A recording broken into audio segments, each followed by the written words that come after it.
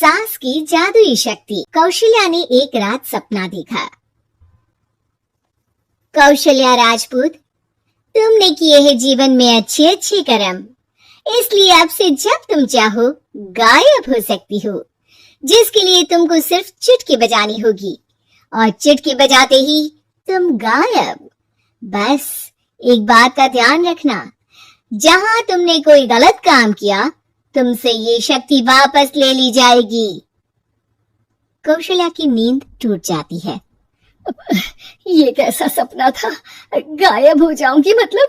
हे भगवान, कंबल ओढ़ के सो जाती हूँ, सपना कंबल के अंदर नहीं घुस पाएगा। कौशल्या डर के मारे कंबल ओढ़ के सो जाती है। सुबह कौशल्या मंदिर जाने लगती है। अरे बहू, जल्दी चल, भिखारियों को खाना भी तो खिलाना है। हाँ माँ जी, अभी आई। आज तो खीर और पूरी बने हैं, सब खुश हो जाएंगे। दोनों सास बहू कार से खाने का सामान लेकर मंदिर पहुंचते हैं और भगवान की आराधना के बाद मंदिर के बाहर बैठे भिखारियों को खाना खिलाने लगते हैं।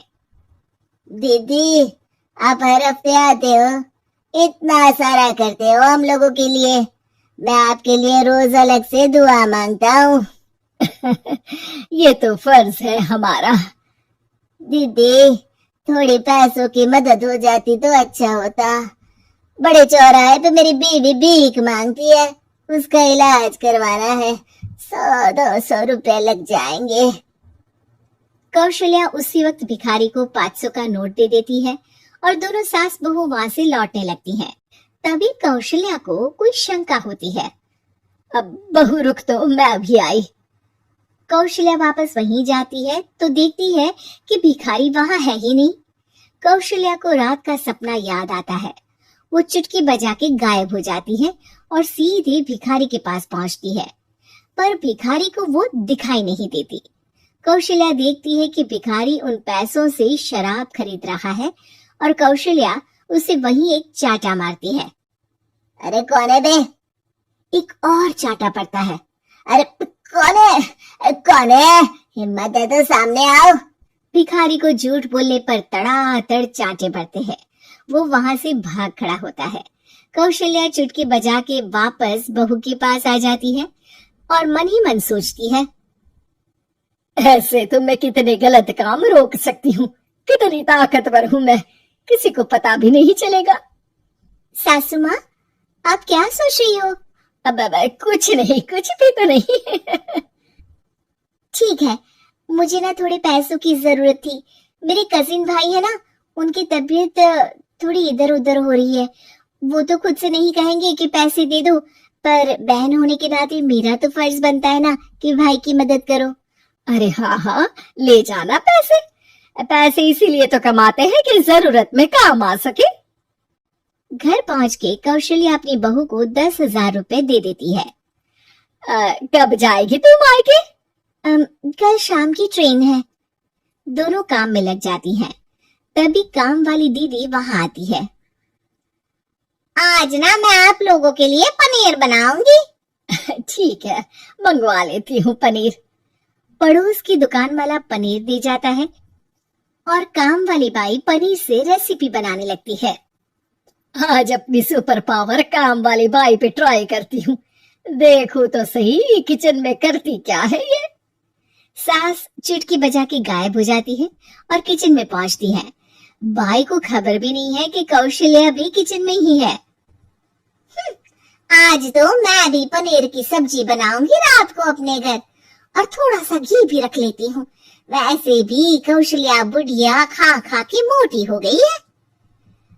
कौशल्या बाई की चोरी पकड़ लेती है और गुस्से में बाई की चोटी ऊपर उठा देती है। बाई को समझ भी नहीं आता कि उसकी चोटी खड़ी कैसे होगी। वो डर के मारे चीख पड़ती है। बहू भागते हुए किचन में आती है।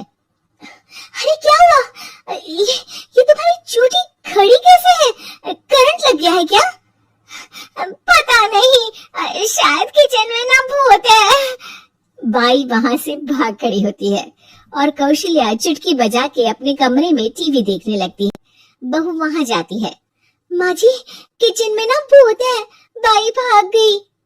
अरे भागने देना, भूत का तो पता नहीं, किचन में चोर जरूर था और वो थी अपनी काम वाली।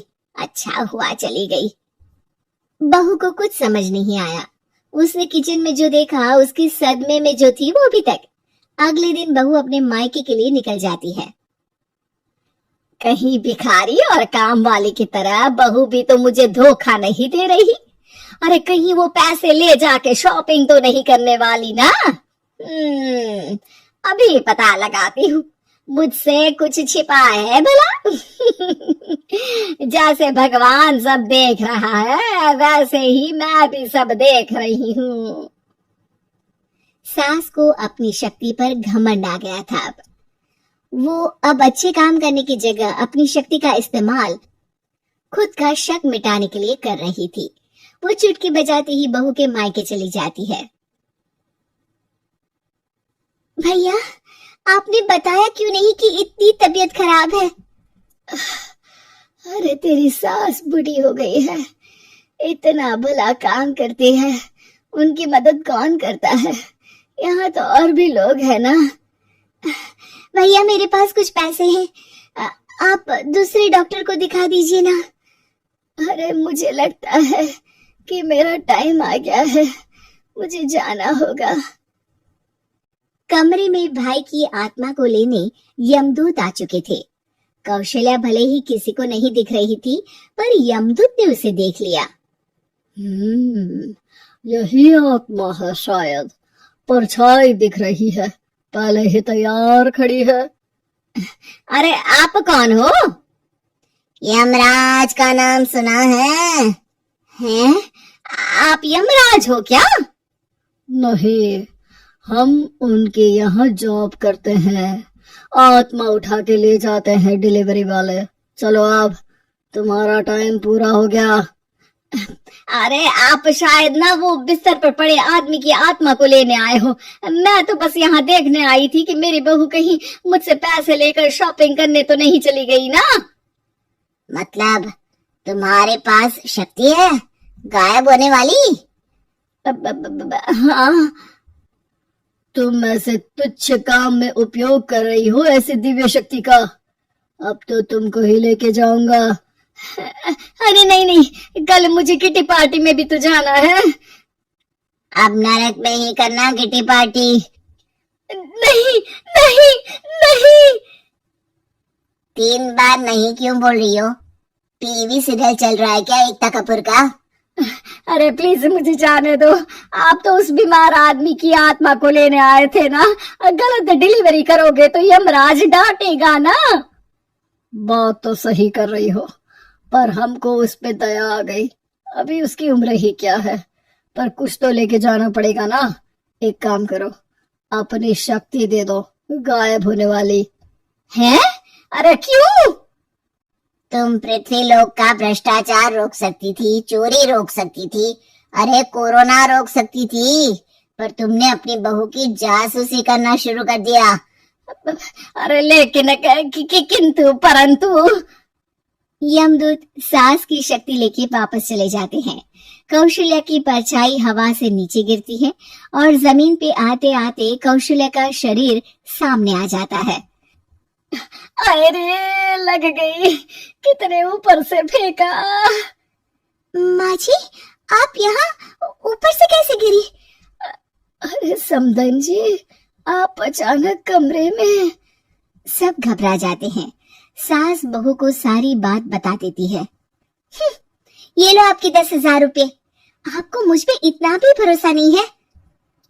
अरे बहन, मुझे दर्द नहीं हो रहा है, अब अचानक से सब अच्छा होने लगा है। अरे तो फिर बिस्तर से उठ जाओ और मुझे लेटने दो। गिरी हूँ ऊपर से तो पूरा बदन दुख रहा है। भाई को तो यमदूत ठीक करके जाते हैं, पर कौशल्या देवी दर्द के मारे बिस्तर पर आ जाती है।